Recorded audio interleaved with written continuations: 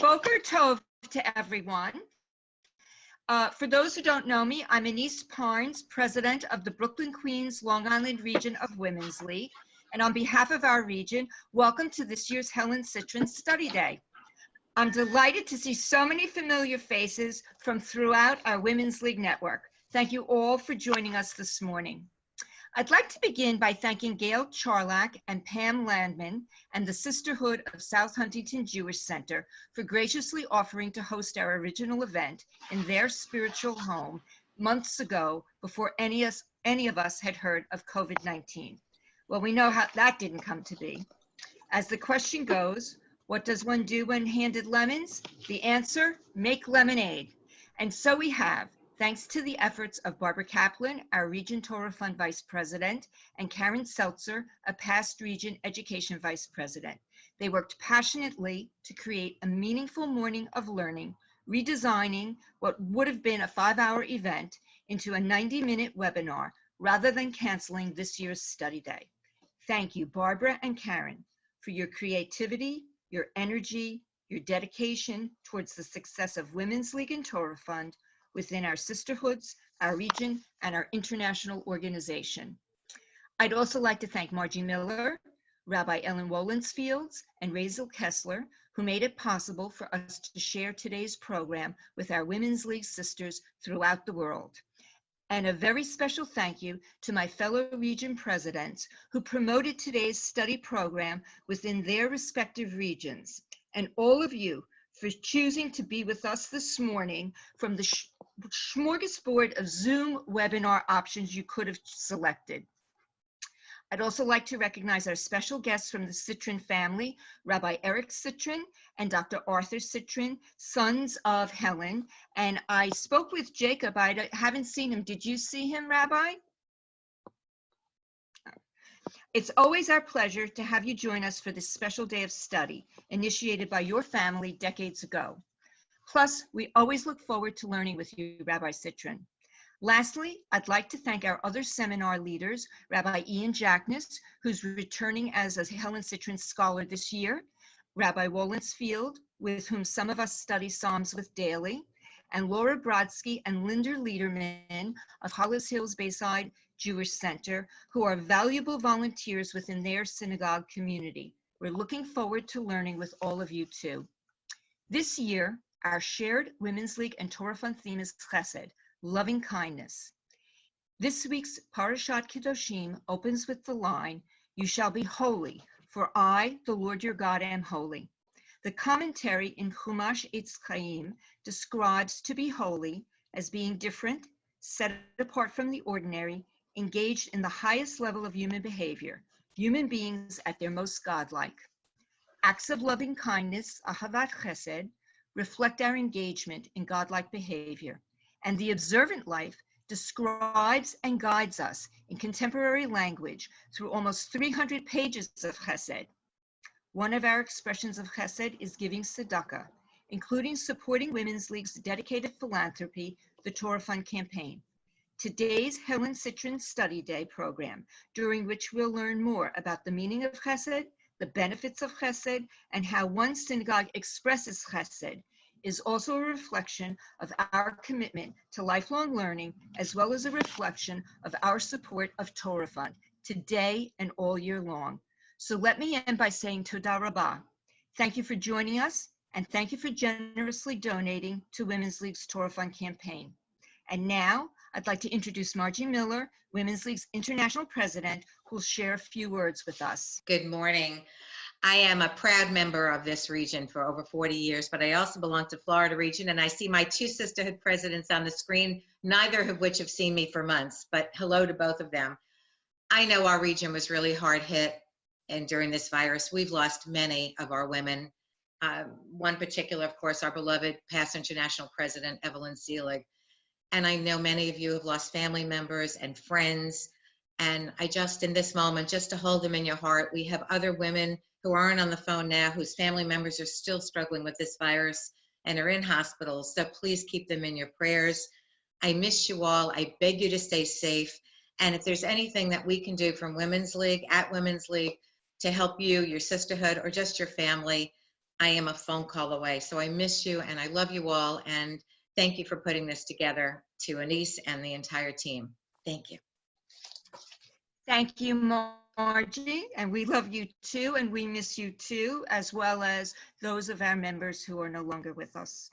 So now I'm returning the microphone to Barbara Kaplan, who will moderate the rest of today's program. All right. Okay. Thank you, Anise, for the introduction. I want to welcome everyone to our 7th annual BQLI Region Helen Cytryn Study Day.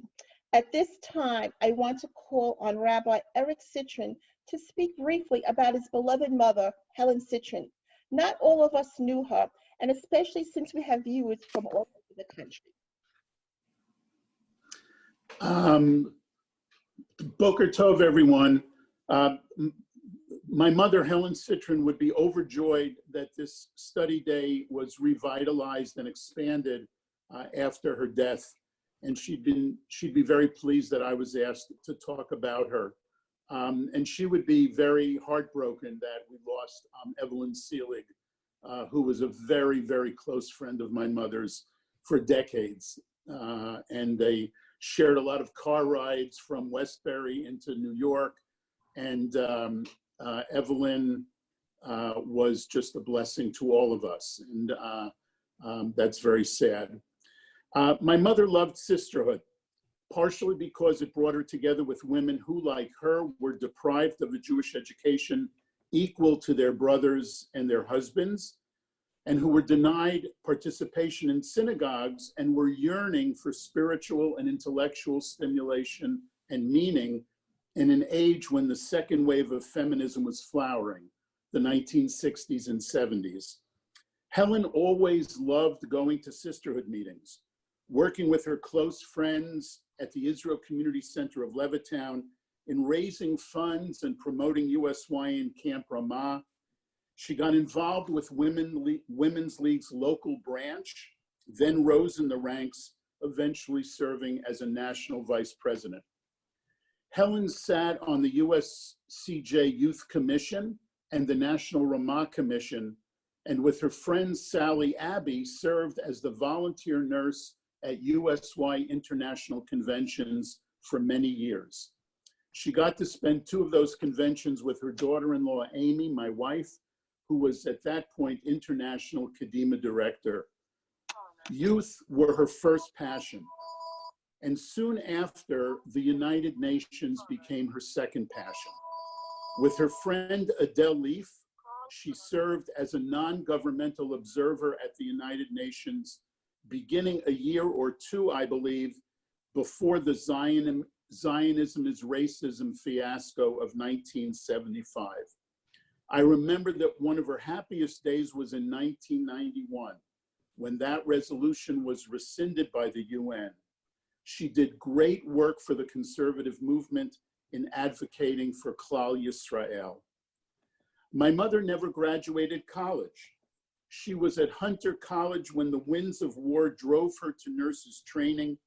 She earned her registered nurse certificate with a specialty in psychiatric care when World War II broke out, and used to tell my brother and I stories of soldiers she dealt with shell shock, what we would now call PTSD.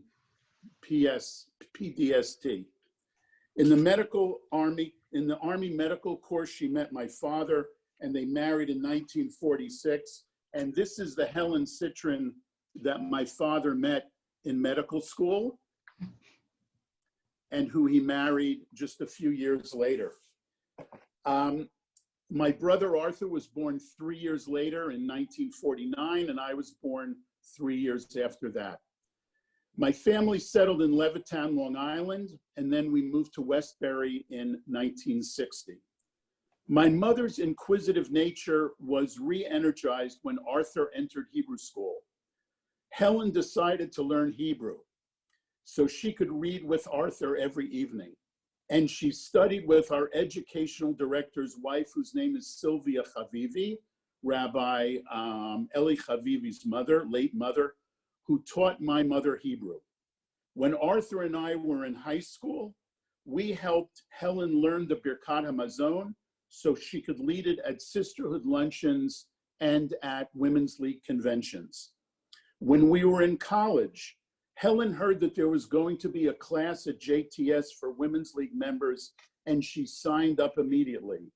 She discovered the blessings of JTS, another reason why Torah Fund was so important to her. She realized it was the future of our movement, why raising money for Torah Fund was so critical to Women's League. She fell in love with every professor who taught her at the seminary. When she turned 70 in 1991, Sam, her husband, and Arthur and I asked her what she wanted. For a woman who had grown up in the Depression and now had every material thing she could ever want, she suggested a study day so women in her branch of Women's League could be introduced to the brilliant men and women who had taught her for at least one day of study on Long Island. And so the Helen Cytryn Study Day was born. And it's an honor for me to be here Zooming with you, with my brother Arthur, with Sylvia Chavivi's son Eli, some members of my congregation in Harrisburg, I believe, and having the opportunity to remember my mother and thank her for having this idea. Helen was an institution builder. She helped to build the Israel Community Center of Levittown, New York, Levittown, Long Island. She helped to build the State of Israel through many Zionist activities, innumerable trips to Israel, including our first trip for my bar mitzvah celebration in 1965. She helped to build up Women's League as a national vice president and presenter teacher. She helped to build Ramah in USY by setting an example of sending her own children to Ramah and urging us to participate in USY, and by encouraging her children and grandchildren to affiliate and to be active.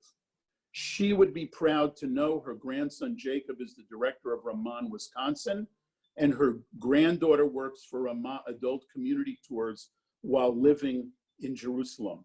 And their spouses are also engaged in Jewish education. I just wanted to show a last picture of my mom.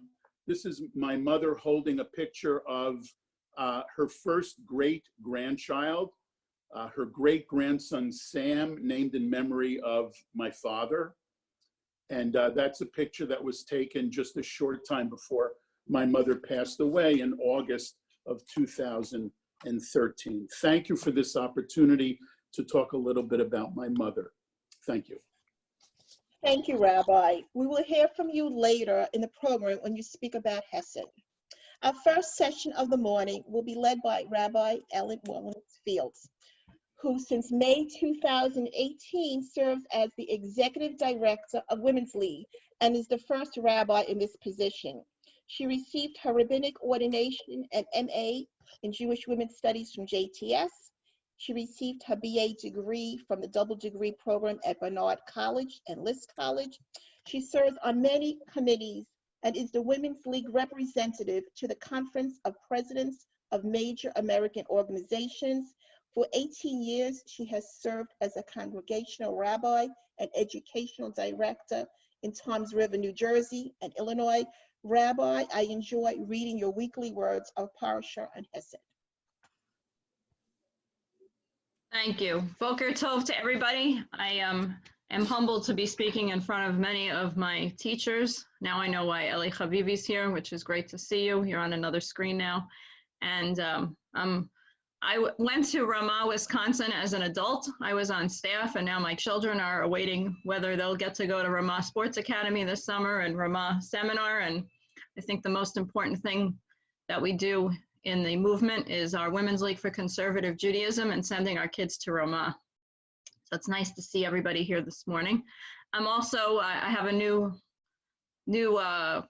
tasks lately, and we've always been doing Zoom. Zoom is like a new thing for many people. Women's League has always been doing Zoom, but we're learning all these new things. So for example, you can actually, when it works, stream on Facebook, but it keeps saying it's preparing. So in any event, to our BQLI people who I spoke to earlier, it's recording, it's not streaming it. That's okay. That should be our worst problems lately. So when I first began at Women's League, I wanted to prepare something every week that our women across internationally could use if they had to write a Devar Torah, something short. So my first year, I call it WWOT, what? Weekly Words of Torah. The first year was how the Torah portion connected to leadership in some way, and usually women's leadership if I could. This past year, since we launched the campaign for Chesed, we actually changed the logo. My husband did it for me. He's a graphic designer. The O became our pin, if you look at the Weekly Words of Torah, and it's called Weekly Words of Torah goes PC, Parashah and Chesed. So I start with a brief description, very brief summary of what happens in the Torah portion, and some sort of Chesed project, Chesed that could be done in your community. And for example, the week that the synagogue where I belong to, they did baskets for women in shelters because it was connected to that Parashah. So I was going to look briefly because once I started, there's so many, and I often try to focus on just a few ideas of what's a Chesed project related to that particular Torah portion. So some of them work better than others, and now while we're shelter in place, some of them really don't work because the whole concept is that we interact together. But here are some ideas for the double portion of Acharei Mot and Kedoshim. So one thing is these are three of my favorite Torah portions, because if you put them together, Acharei Mot, Kedoshim, and more, after someone's death, Acharei Mot, Kedoshim, holy, and more, you say kind things about them, holy things about them. So Acharei Mot begins with right after, and you've all read it already this year because it's our Torah reading on Yom Kippur. It starts right after the death of Aharon's sons, Nadav and Abihu. So a Chesed project that our Women's League groups can do, our affiliations and our sisterhoods, is to help with a Shiva minyan, a Shiva call. So find out now in this age if there's going to be a Zoom.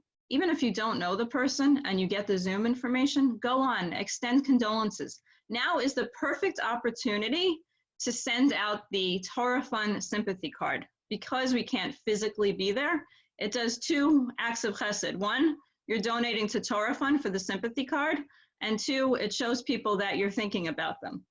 My husband's grandmother died during this COVID-19 outbreak, not from that. She was, thank God, older, and she died from she had a heart attack, and almost 99.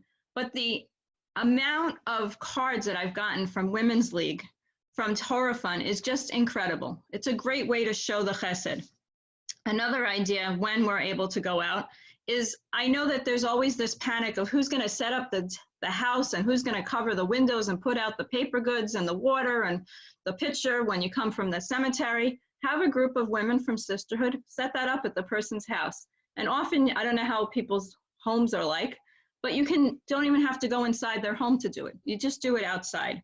When we're all able to, again, to be together and we actually are having Tahara, the purification, think about learning more about the Chevra Kadisha. In many communities, it's very difficult to find volunteers for it. It's the ultimate chesed, act of kindness, to help prepare someone's body for burial. I have two more ideas for Acharei Mot. So for Acharei Mot also, we're talking about the Kohen Gadol and the Yom Kippur rituals. Some of them, my ideas, chesed ideas, are stretches, but we always have the typical food drive during Yom Kippur. We're reading about Yom Kippur, great time to revive your food drive in your shul.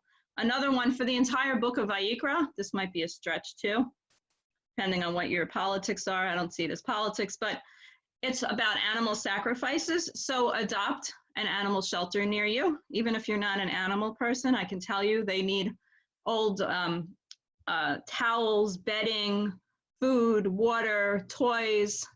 Find out what the animal shelter near you needs. And this could be a chesed project. It could even be a nice little centerpiece. For Parshat Kedoshim, we have a double portion this week, as Anis started. Ki kadosh ani Adonai. We should all be holy because God is holy. So how can we be holy like God? The idea that I gave in my weekly Words of Torah PC this week was very simple. Just leave a note in your mailbox for your mailman and say, thank you. Thank you for being that essential worker that comes out and does it.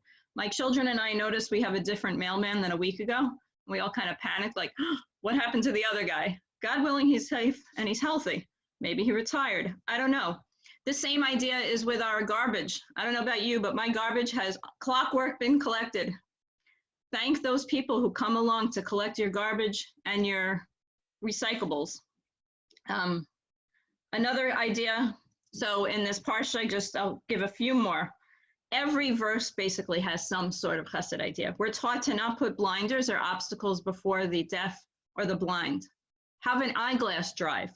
People are in need of eyeglasses.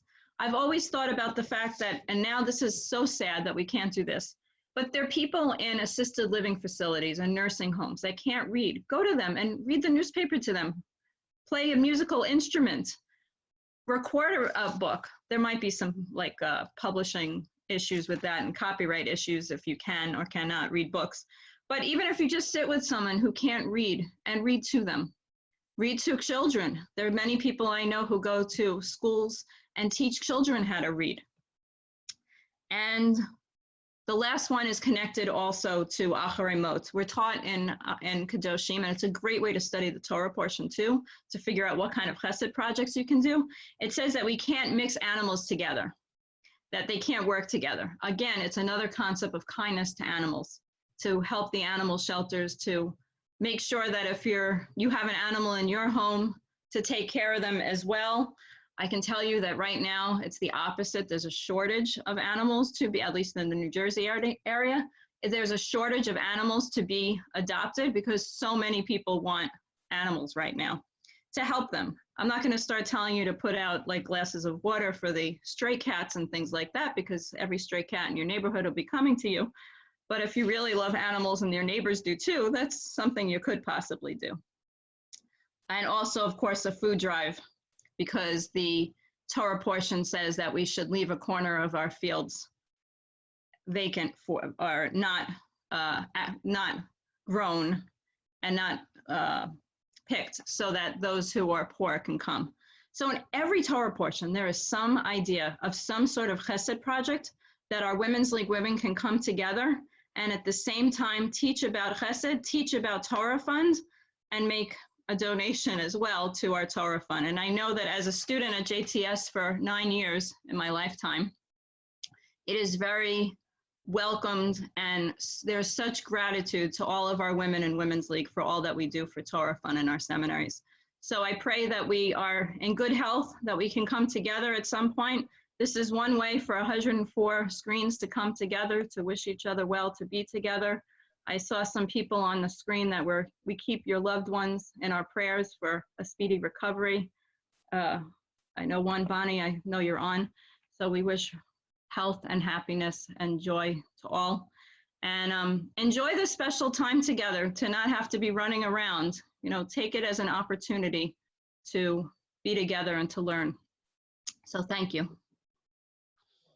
Thank you, Rabbi. My daughter actually has a new dog, but I don't know when I'll see it in person. So far, I just threw photos and videos.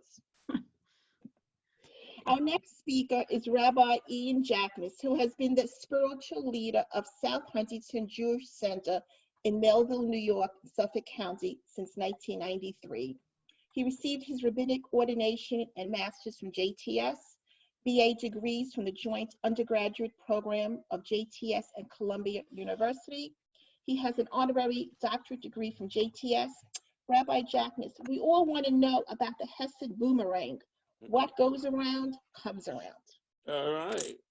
Great. Well, good morning. It's nice to see so many of you here today. I'm Rabbi Ian Jacknis. I'm the rabbi of South Huntington Jewish Center in Melville, your host synagogue.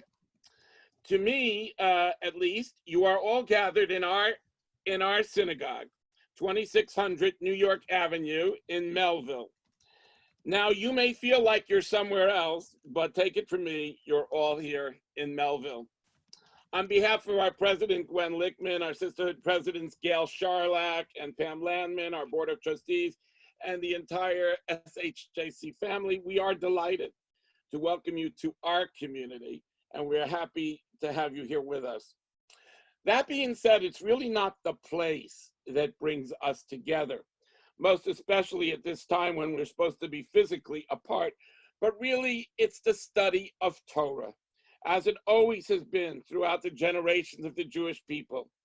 And of course, it is the memory of Helen Cytryn, Zichrana Livracha, may her memory be for a blessing, who I am proud to say that I had the pleasure of knowing.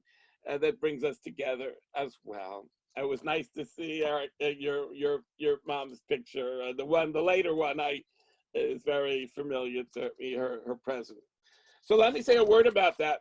Well, I was asked to participate today, I'm sure because I'm the rabbi of the host synagogue. I want you to know that I grew up in Roslyn, and my family were longtime members of Temple Beth Shalom in Roslyn. I later was the assistant rabbi to Rabbi Joseph Sternstein, may his memory be for your blessing.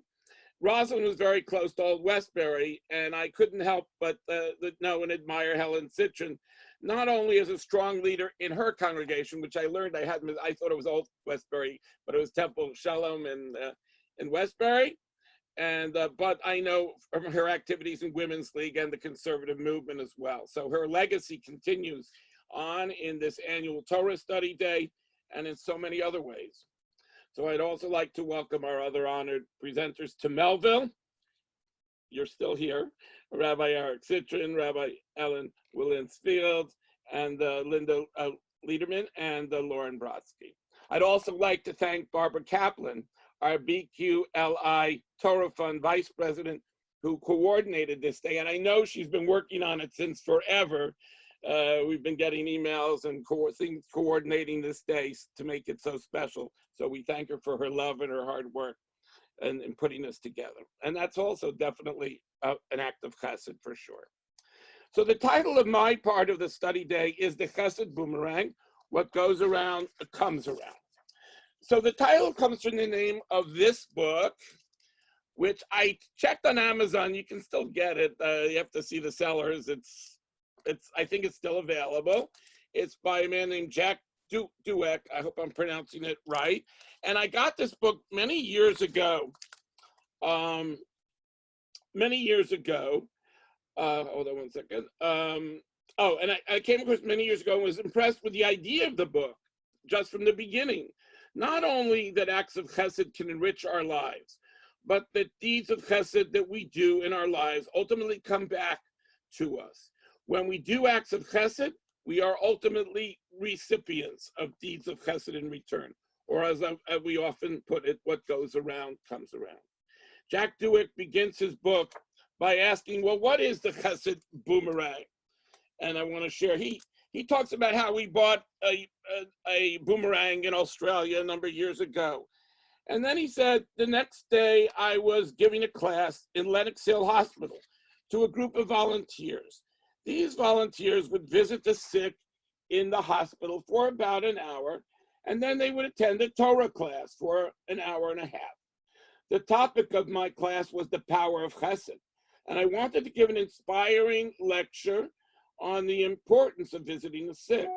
I spoke about how to visit the sick or elderly people. I talked about the sources and texts in Jewish tradition that emphasize Bikur Cholim, visiting the sick, and how many of them promise rewards to the volunteers or the Baal Chesed. I told the group of about 25 adults a few true stories that I hope would encourage them to continue their acts of chesed, of loving kindness. And somewhere in the class, somehow, the idea expressed was that chesed doesn't only enrich the lives of the people we do it for. Acts of chesed enrich the lives of the doers as well. What surfaced was an old theory of what goes around comes around. The volunteers spoke about their chesed experiences and how these experiences changed them and helped them and gave them new perspectives new perspectives, new contacts, new hobbies, new friends, and more enriched and meaningful lives. And then it hit me. Someone said, well, it's just like a boomerang. I told them that the day before I spent some time in the park with my kids playing with the new handmade boomerang that I had bought from the Australian company. The idea hit me like a boomerang. Chesed boomerangs back to you. What you give is what you get. Now, by the way, he said that we're blessed with when we do deeds of chesed with blessings back to us, but he realizes, and I think we all realize, that, sometimes life doesn't work out. Bad things happen to good people.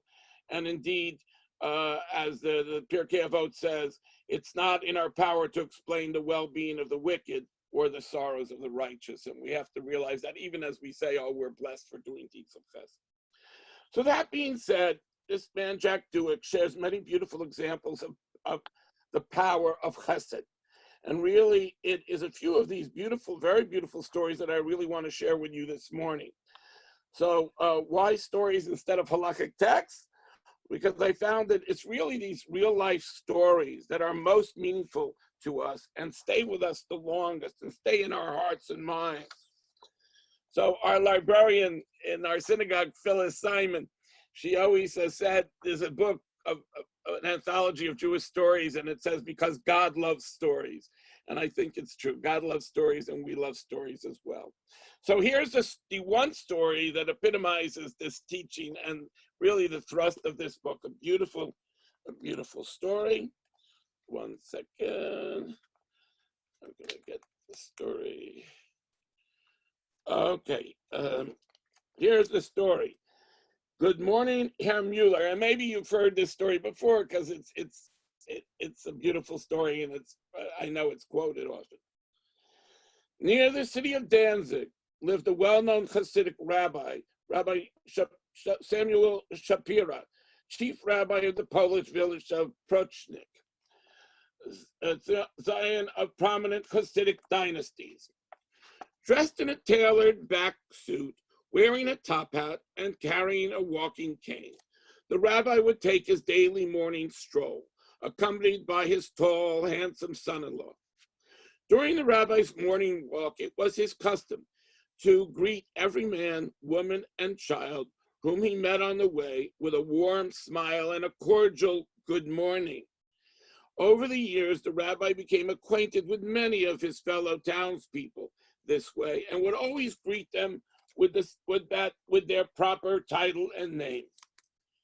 Near the outskirts of town, in the fields, he would exchange greetings with Herr Mueller, a Polish Volksdeutsche, an ethnic German.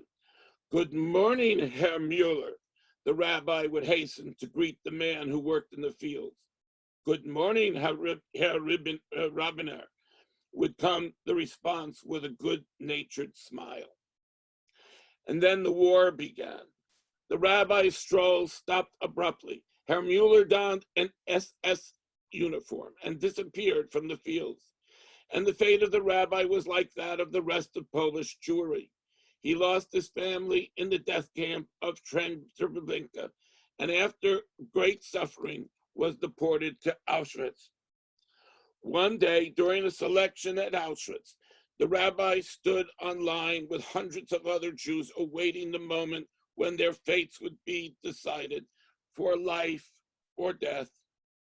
Dressed in a striped camp uniform, head and beard shaven, and eyes feverish from starvation and disease, the rabbi looked like a walking skeleton. Right, left, left, left. The voice in the distance drew nearer. Suddenly, the rabbi had a great urge to see the face of the man with the snow-white gloves, a small button and steely voice who played God and decided who would live and who should die. He lifted his eyes and heard his own voice speaking.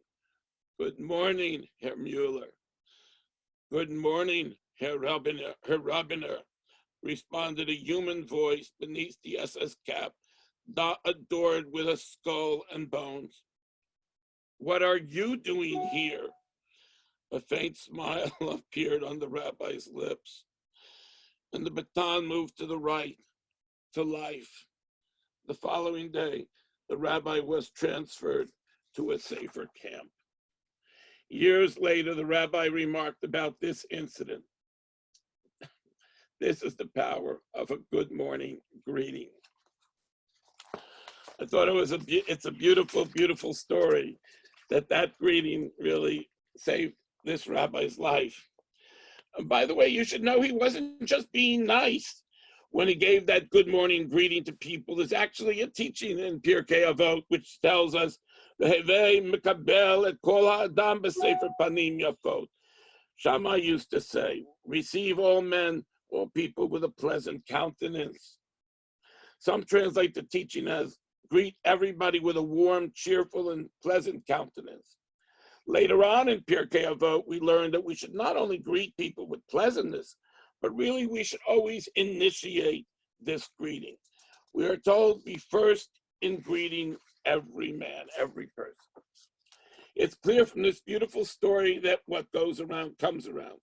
The chesed that people do for others often comes back to them. At least it has the potential to do so. With this story alone, I rest my case. It's true and has the power, at least in this one story, to save a person's life. I'm going to share it. I know the time is limited, and with all the things I prepared, I'm going to just do it more briefly. Let me give you one more story. 1 second. Here's another nice story. This is entitled Dollar for Dollar. In 1976, Morris C. Benham was returning home from a business trip, and as he approached the toll booth at the Verrazano Bridge on his way from New York to New Jersey, he suddenly realized that he had misplaced his wallet and had no money. Those were the days where you needed money, to get through a toll, and it was a lot cheaper. I still remember the toll at 25 cents. So the cars behind it, so he was embarrassed. The toll at that time was $1, and Morris was very embarrassed. Cars behind him were starting to honk. At that moment, he noticed that there was a friend, David Mamier, several lanes over in his car waiting to pass through the toll. Morris hoped that David would help him.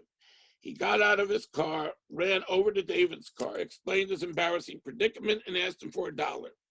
David smiled and immediately gave Morris $1 for the toll. In 1988, Morris's wife had just given birth to a baby girl in Mount Sinai Hospital in New York City. As Morris walked out of the hospital and over to the car, he noticed a meter maid ticketing cars whose meters had expired. He noticed that the car behind his was about to be ticketed. I wanted to do something nice for someone, so I placed 4 quarters into the meter to save the owner from getting a ticket. As I was doing this, the owner, David Mamier, this was years later, was exiting the hospital and arrived at the scene. It so happened that David's wife had just given birth at Mount Sinai Hospital, and he was just returning from a visit with her. David looked at me and smiled, as we both remembered how he had given me that important dollar bill 12 years earlier. Okay, I'm going to, last story, because I'm conscious of the time and how much time I have. Here's a story. Here's a story entitled Flat Tire. And I'll tell you, it involves Donald Trump, which made me very concerned that I shouldn't share it. But I'm going to share it and then I'll make a comment. But this book was written way before Donald Trump ever thought, well, I don't know, maybe he thought of being president from the beginning. But here's a story about Donald Trump. Let's see, 122. Okay, hold on 1 second. You've heard of Donald Trump, I'm sure. Okay. See, everything's political these days. You have to be careful. Okay. It's entitled Flat Tire. This was published in in the 90s, the late 90s. In May of 1996, WINS News reported an amazing event. Multi-millionaire tycoon Donald Trump was driving without his chauffeur on the New Jersey Turnpike when he got a flat tire. He pulled over to the side of the road and tried to wave down speeding passersby for help. Finally, a middle-aged man stopped and quickly changed Mr. Trump's flat tire. And then he smiled and got back into his car to leave. Donald thanked the unassuming man and asked him if he could accept payment. The man refused. Mr. Trump begged him to take something, anything. The man finally told him, well, if you really want to thank me, you can do something. Send my wife some flowers. Donald took down the man's address and he left. I should just take a drink, and he left. About a week later, and the man forgot about the incident. He had no idea that the man he helped was Donald Trump, one of the wealthiest men in America. 2 weeks later went by and no flowers. About 3.5 weeks after the flat tire incident, a stranger appeared at the door of the man. The messenger had a bouquet of flowers from Donald Trump. There was a note attached to the flowers, and it read, "Thanks for your help. Sorry for the delay with the flowers. You see, there was a few complications, but now I have settled everything. I think you will be happy to know that the mortgage on your home is paid in full. Enclosed is a copy of the confirmation from your bank. Your house is now 100% yours. Congratulations and thanks again." And he says, I paraphrased the news report, but the message is clear. Mr. Trump decided to show his gratitude with an incredible display of generosity. The unassuming man who did a simple act of kindness was paid back 1,000 or 100,000 times. So my friends, now that Donald Trump is the president, I Googled this story and found out that it is indeed not true, or at least they say it's not true, but they say it's not true. See, you got to be honest when you write these books. But this is the way that people should act. And I have my own flat tire story of my own, which happened just a few weeks ago. So my wife and I, Cytryn and I, were going into the city. I had a doctor's appointment in the city, and we were driving on the northern state, and we were going west. We were going towards, we were going near New Hyde Park Road, and bang, we went over a pothole that was in the middle of the road. Like, I was so, like, how did they, and we got a flat tire. We hobbled over to the side, and I would have called AAA, which I have, but we had to go. We had to be there. I didn't have time for AAA. They take forever. So I still remember from high school how to fix a flat tire, although not as in good physical shape as I was in those days. So I started fixing the flat tire, and this man comes and stops and helps me with my flat tire. He was wonderful. And I wanted to give him money, and he didn't want any money. I said, can you give me your name or what? Which he gave me his card, and it said the fixer. I guess he was like a handyman kind of person. And he fixed my flat tire, and I was incredibly grateful. So I was able to get to my appointment on time. So I'm just going to conclude by just saying that that the original publicity for this day said, Chesed, think global, act local. And I think it's very true that in the real world we think to individual cases of Chesed. So there are a few people that when I think of Chesed, I think of certain names of people who I'll always remember forever for their act of Chesed. When my son Noam was born, my first son, we were in Lincoln, Nebraska, and Annie Allen, who's the mother of Rabbi Morris Allen from Minneapolis, and who actually encouraged me to go to Lincoln. She brought us a challah when my son was born. People have given us challahs before, but somehow it was such a nice act of chesed at that time that I always will remember it. Later on, when I was at Temple Beth Shalom in Roslyn and we were moving in and packing, a woman named Rita Kroll, who gave us a hanging plant. We were just moving in, a beautiful purple hanging plant, and I'll always remember how kind that was of her to greet us with that plant. In my congregation now, a man named David Cohen He's a current member. We were at Ace Hardware, and I was trying to bring home this big garbage can, and it wouldn't fit in my car. And his car was bigger, and he helped me with it. And I remember this still; it sticks in my mind as an act of chesed. And the day of the going into the city, when we got to the city, we were at the wrong entrance, and this man was kind enough to show us the way and to bring us where we had to go. And in my congregation, even in our synagogue level, we do a Super Bowl Sunday where we make sandwiches for those in need on the Super Bowl Sunday. And we have like hundreds and hundreds of kids, families that we help. And finally, in our congregation, we have something called the Dalet Chesed Corps, which kids do projects, sort of like mitzvah projects, and they always present their things at the end of the year. So that's it. I mean, I could share another story or so, but this is chesed is what makes us Jewish. I think it's probably the most Jewish thing we do. So I want to thank you for your attention and your patience, and welcome. And again, welcome to Melville. Come back again. Thank you. Thank you, Rabbi. I'm glad I didn't go to Melville, but I'm sure I wouldn't have had traffic today. Right. I want to welcome back Rabbi Eric Cytryn, who is the spiritual leader of Beth Temple in Harrisburg since 2003.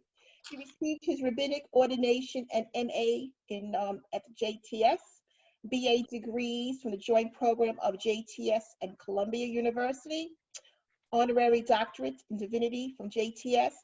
Rabbi, tell us about not simply our mother's Chesed, the models of our matriarchs reimagined for today.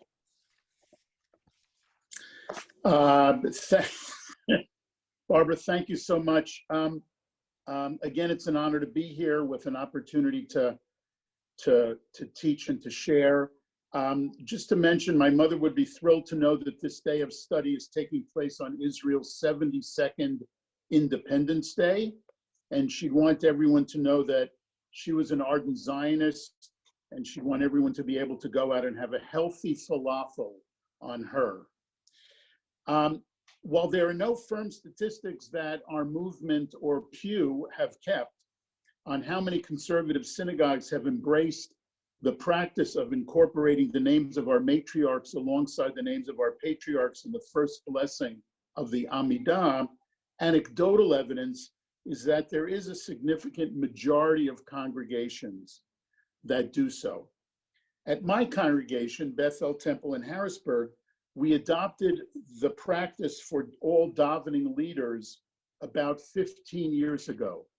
The feeling on the worship committee was that since we had long ago adopted the practice of calling people to the Torah and memorializing them at funerals and on their headstones with both their fathers' and mothers' Hebrew names, we wanted to pay equal honor in our daily prayers to our patriarchs and our matriarchs. There would have been no patriarch after Abraham, after all, one member of our worship committee said to me, had it not been for Sarah. It was judged to be the egalitarian thing to do 15 years ago.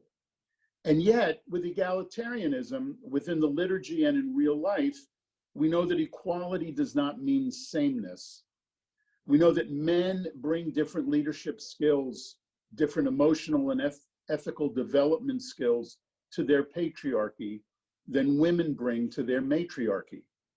I remember the well-worn quip from my youth, hearing it in synagogue at the Israel Community Center, maybe even from the pulpit. If Tzipporah or Miriam had led the Israelites out of Egypt, they wouldn't have wandered for 40 years. Why not? Well, a woman would have asked for directions. In my own life and through my own observations, I have found this to be true. Regarding the inclusion of the matriarchs in the Amidah prayer, my teacher and colleague, Rabbi Einat Ramon, wrote, "The invocation of the matriarchs should be seen as a reference to divine loving kindness, Chesed, as embodied in the personal examples of the acts of loving kindness that the matriarchs of the Israelite nation brought to bear on their surroundings."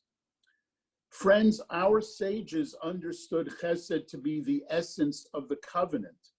So by bringing the matriarchs into their rightful place in that first bracha of the Amidah, we affirm every day the woman's equal role within the covenant community.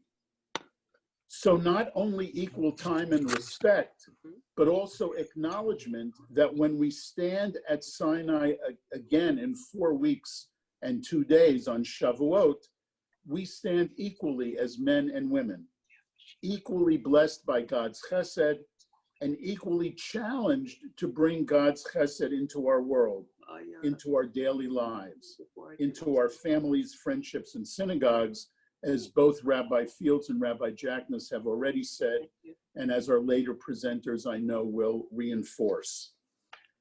Up to the modern period, the matriarchs were only mentioned in the blessing we give to our daughters on Friday nights.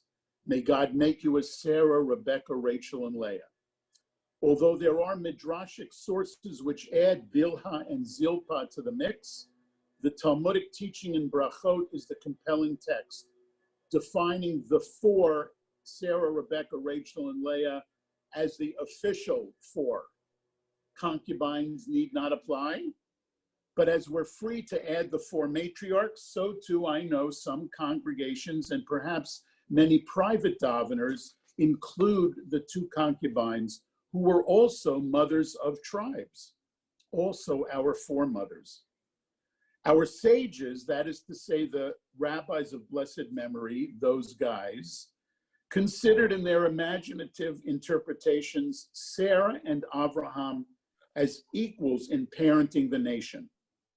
Rabbi Einat Ramon points out in an article in Nashim magazine from 2005 that in some midrashim, Rebecca's religious intensity, her chesed, loving kindness towards both human and beast is remarkable. After all, she welcomes a total stranger into her home, a stranger from a foreign land who claims to be her cousin's trusted servant. In addition, of course, to nourishing with water the stranger and his camels earlier in the narrative.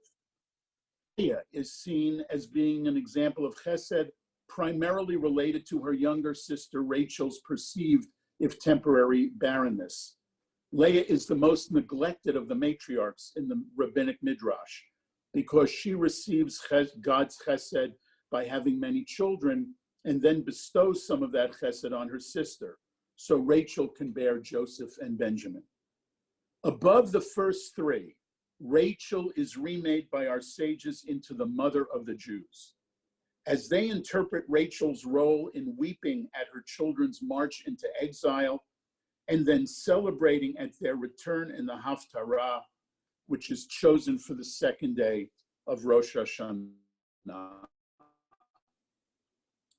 As the mother of Joseph, Rachel is seen as matriarch of the redemption of the tribes in their sojourn to Egypt, as well as the first sister to fall in love with Jacob, thus setting the further course of our history moving forward. The question at this point in my presentation is, where does this leave us in 2020?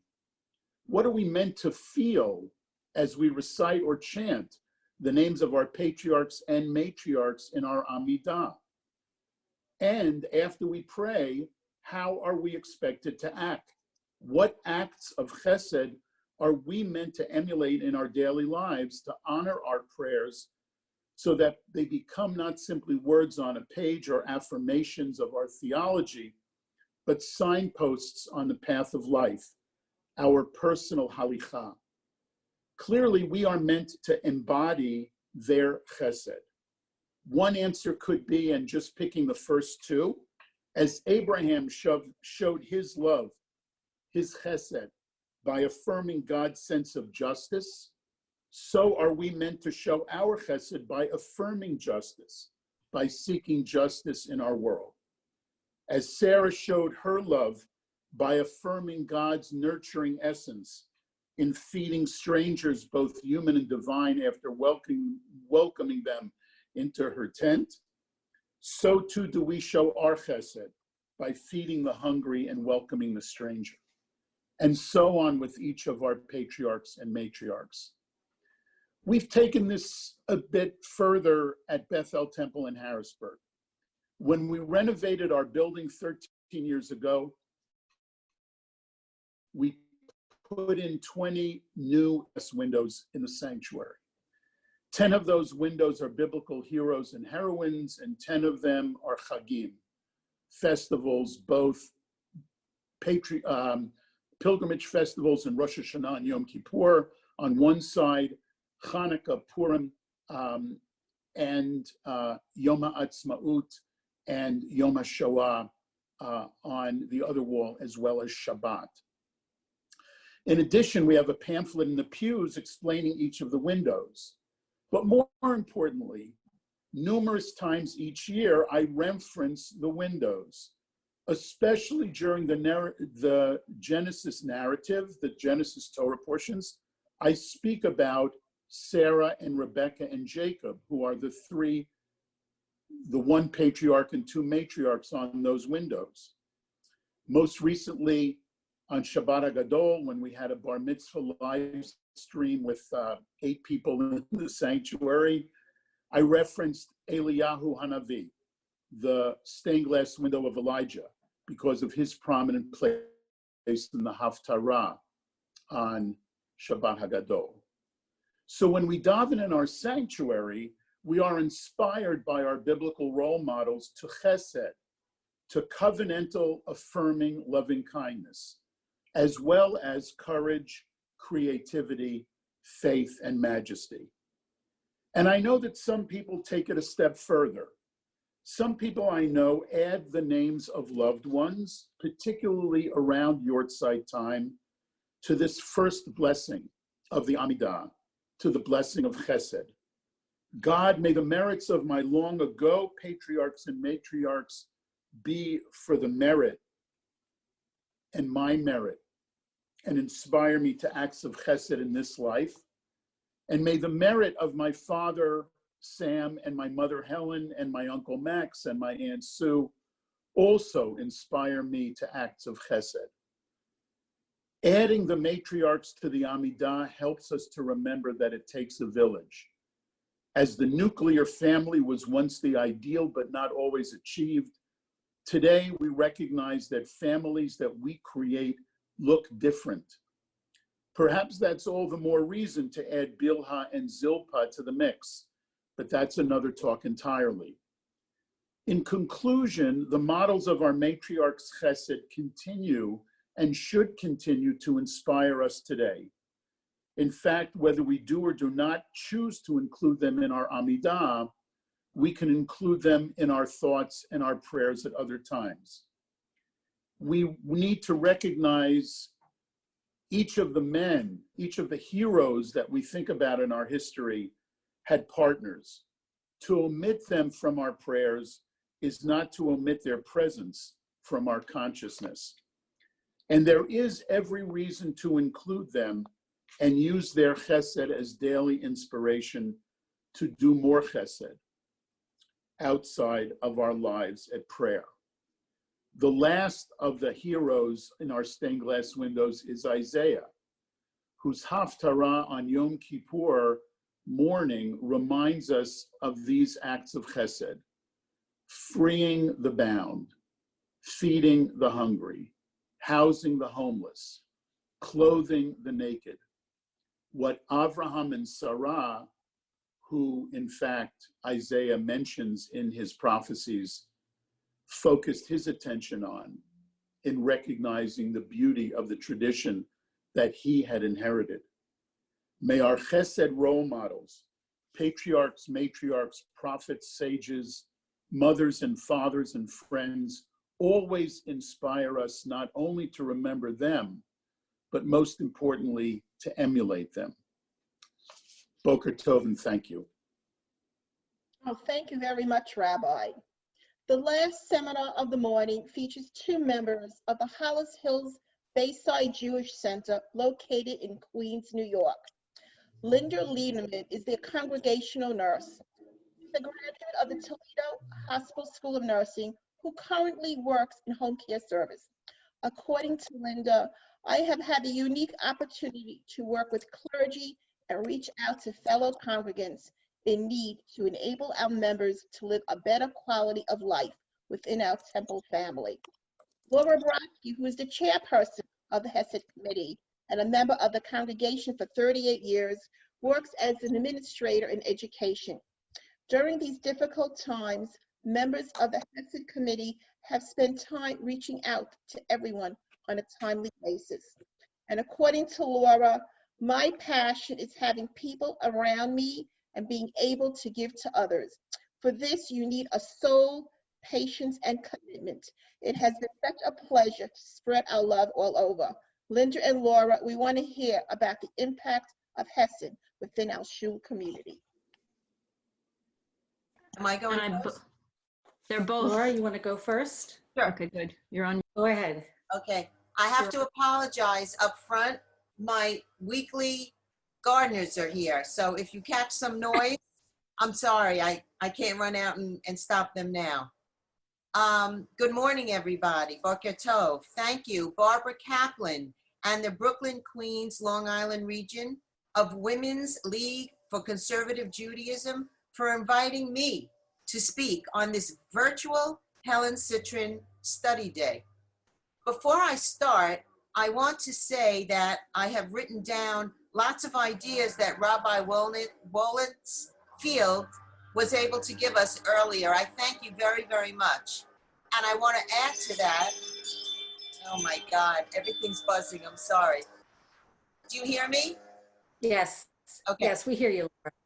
And I want to add to that, that our Rabbi David Wise had started the virtual Shiva and virtual funerals right from the beginning. So we're right on top. As we all know, there isn't anything that compares to the human connection.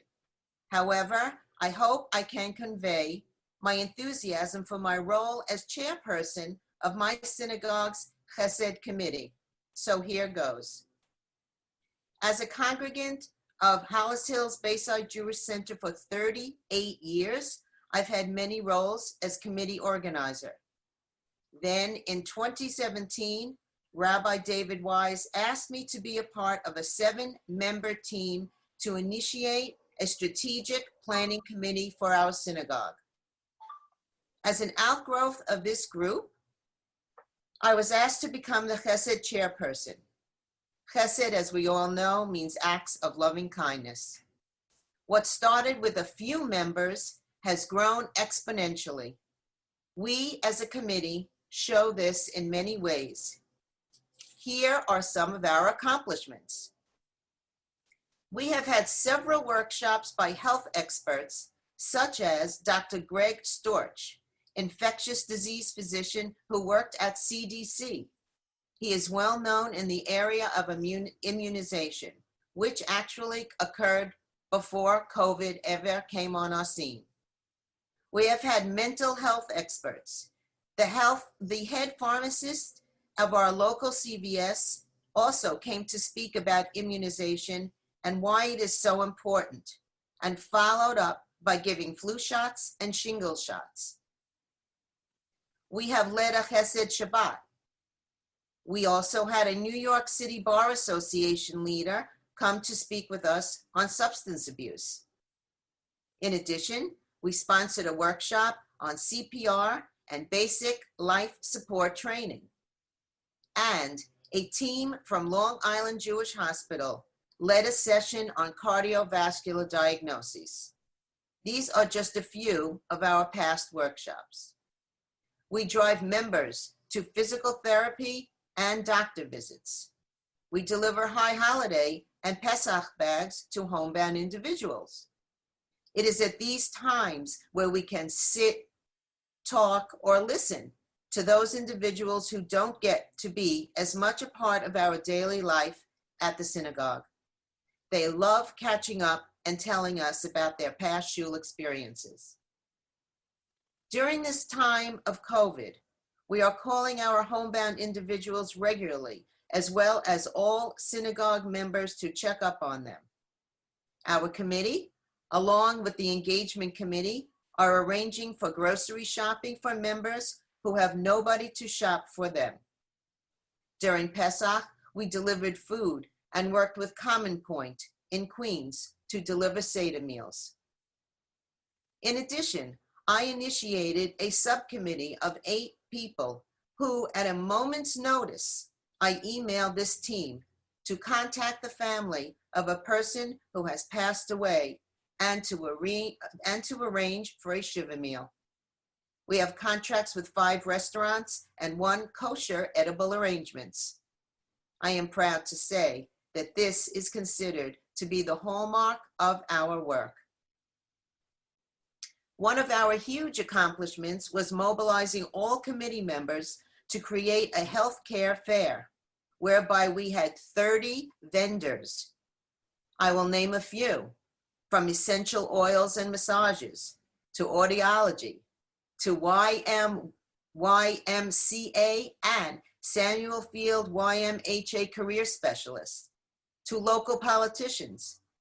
A representative from Sinai Chapels came, and more. In addition, we had 3 speakers, one of whom was an elder care attorney. In 2018, I am proud to say that we received the National Award from Solomon Schechter for our Congregational Nurse Program, which was presented at the United Synagogue Convention in Atlanta. And right after me, you'll speak with Linda Liederman, or she'll speak to you, our congregational nurse.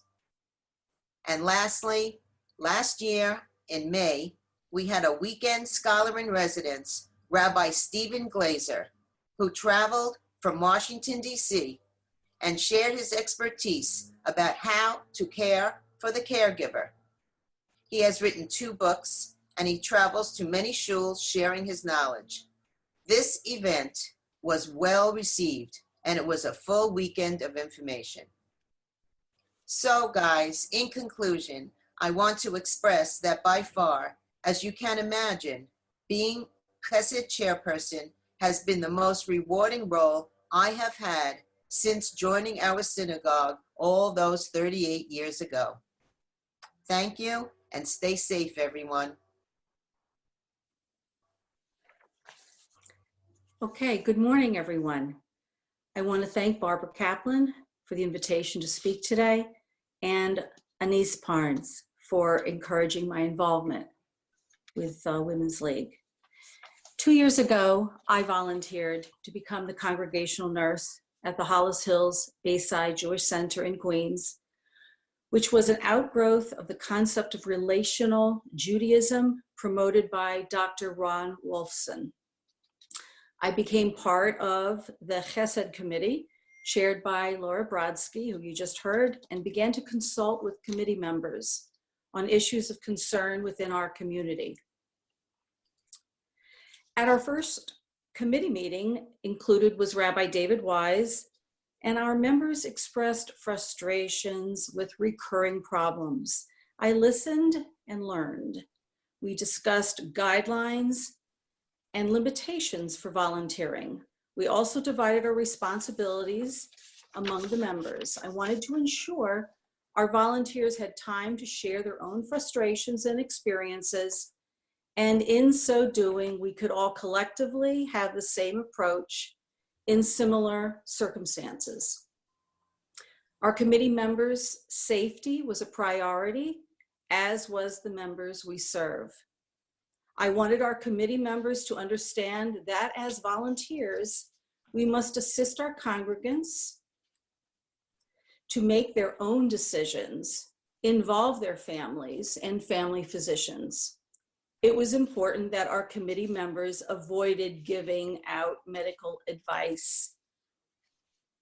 At weekly Kiddush following services, I have many opportunities to consult with congregants on specific problems. I offer an interested ear towards concerns regarding medical problems or scheduled surgeries, or to just listen to the myriad of problems navigating the healthcare system. If a new medication is prescribed, I have offered to do a blood pressure check on a home visit. During this quarantine period, It's been a challenge to stay connected to our congregants. I have a list of congregants who I'm responsible to call regularly so I can offer assistance. Now I'd like to give a few examples of congregational nursing in action. Betty is an elderly congregant, widowed, limited family support, living alone, and a frequent faller at home. She was hospitalized, sent to rehab, a common scenario to many. The problem identified was a safe discharge home, so I visited her in rehab. She explained the extent of her family involvement, and it became clear decisions were needed, so I contacted her family and listened. I was then asked to speak with the social worker for discharge planning. After the introduction was made, I discussed Betty's needs to return home. My concern was to underscore with the social worker the limited resources available to Betty from our Chesed committee. Now, my next case is of an elderly couple who were longstanding congregants, but also friends. The children were not available to assist. I was familiar with the extensive health problems, so when the wife was hospitalized, I spoke with the spouse. He was unhappy that she was being transferred, planning to be transferred to a distant hospice, making it difficult for him to visit her. I scheduled a hospital visit while there, spoke with the social worker, with the spouse present to clarify his concerns. The discharge disposition was again discussed, and the patient's placement was changed to a closer facility. Unfortunately, she died a few days later, but with her spouse present. And lastly, and one that will stay with me for a long time, my friend that I just referred to is living alone several years after his spouse passed away and he became very ill. His days were limited. He was very proud and didn't like to ask. I spoke with Rabbi Wise to discuss the problems and overwhelming needs for this congregant to remain at home. I scheduled a home visit and assisted him to get up, take his medications, prepare breakfast. After leaving a message with his physician and notifying his family, I convinced him to hire privately during the day, starting immediately. Fortunately, a very professional aide arrived shortly to stay with him, with plans to accompany him to the doctor on Friday, which was the next day. Friday arrived, and he went to his doctor. His physician called to inform me that my friend would be permitted to remain at home only with 24-hour care. I sent in the updated care needs, stayed with him while arrangements were being made for the weekend aide to arrive. I busied myself making Friday night dinner, setting the table. When the aide had arrived, I lit the candles. My friend came to the table to eat. I said the Kiddush. Harold, he paused, looked up at me and said, "No one here has said Kiddush since my wife died." I had tears in my eyes. Like Helen Cytryn, my hope is that more nurses, men and women, utilize their skills for the betterment of their synagogue communities. Thank you very much for listening. Thank you, Laura and Linda. Your talk was very inspirational. What is Torah Fund?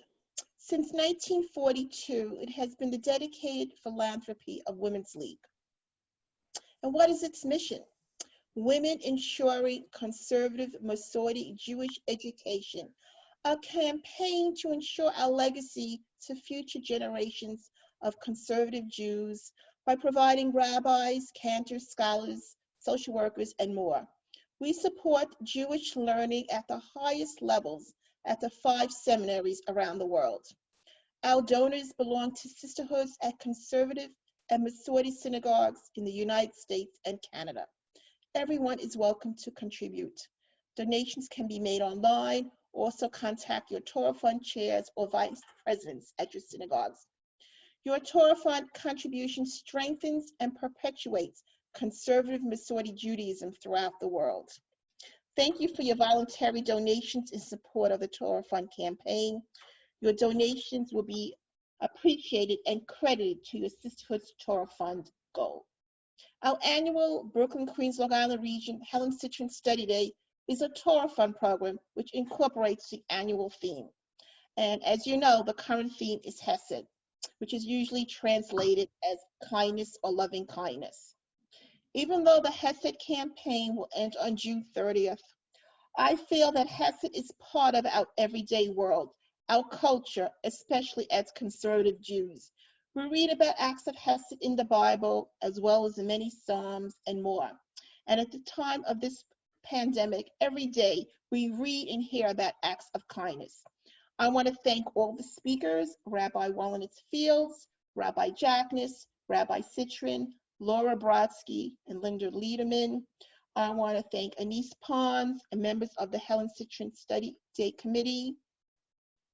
I also want to thank Women's League, including Rabbi Wolintz-Fields and Margie Miller, for giving us this opportunity to present this program to all of Women's League. Enjoy the rest of the day as we celebrate Yom HaAtzmaut. Thank you. Yasher kochech. Beautiful morning of learning. Rabbi Cytryn, did you have a question or comment? Unmute. I just wanted to thank everyone for being here. This is really, this was amazing. This was just amazing. Yeah, despite the fact that it's Zoom, it's just like if we were in person without the schmoozing and the lunch. Yeah, where is, I thought lunch was going to be delivered to my door here in Harrisburg. I'm sending it virtually. Well, I just wanted to say, I see some people from Harrisburg, also a friend of mine from Chicago, an old friend of mine from Camp Ramon, Wisconsin, who's still there as a nurse. Leah Litton, I think, is on, and there are some other people. It's just great to see everybody. Thank you all, and especially my brother, Arthur. It's great to see you. On behalf of Barbara and myself, we thank you also for supporting us over the years and making a point of joining us, whether it's in person or virtually, to enhance our program. We saw Leah had a hand up. Do you have a question or a comment, Leah? Oh, gotta unmute you. Yes. Are you the nurse? Yeah, no, I just wanted to say hi to Eric. Okay. Leah, it's good to see you. And thank you to all our nurses at Camp Ramah. You keep our children healthy and safe. There are a few yes, you do. Past, so thank you. Yes, you do. I see a lot of nice comments in the chat box. We really appreciate all of our Women's League sisters who are outside of BQLI who joined us and had an opportunity to get a taste of what we do every year, twice a year, once in the fall, once in the spring, where we invite local scholars to teach us on the theme of Women's League and Torah Fund for that respective year. So I'm glad you joined us, and maybe on the basis of today's program, with the new administration, we might do it again in the future. Think about it, Debbie. We still have time in this administration. In fact, you all can join us at 1 o'clock today for Psalms and Kaddish and our Yom HaAtzmaut presentation. And Sherry Skolnick also had her hands up, but I can't find her on my screen. Right above you. Blonde hair, curly glasses. There Okay, go ahead, Sherry. Okay, am I unmuted? Yes. Yes, you are. Okay. thank you for those wonderful presentations. I really wanted to hear more about the position of congregation nurse, which is something I have never heard about before. So, Linda, I understand that you're a congregant in that shul. Is your position voluntary? Do you actually get paid for any part of what you do? Do you decide what you do? Do you do it consultation primarily with the rabbi? Can you explain more? It's the first time I've ever heard of anything that is a congregation nurse. Congregational nursing is an outgrowth of the Lutheran movement, which was parish nursing. It's many years, many generations past. So we're just adapting this now for our needs here in our Jewish community. I am a volunteer. I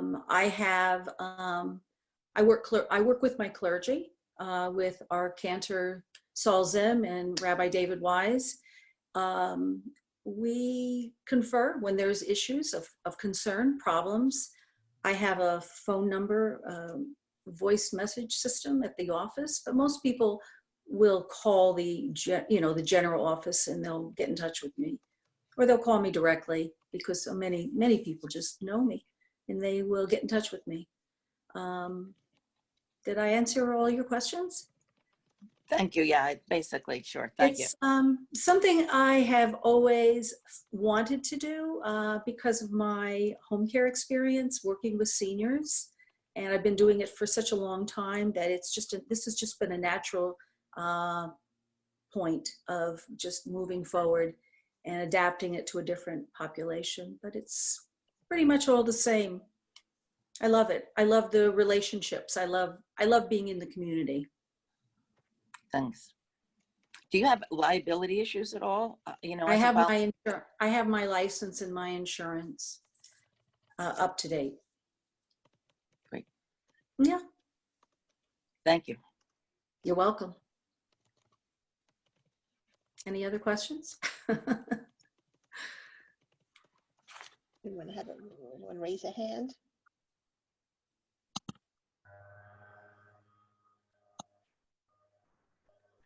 Well, if there aren't any other questions, we want to again thank you for joining us. Thank you for contributing to Torah Fund, and we look forward to seeing you on another Women's League Zoom.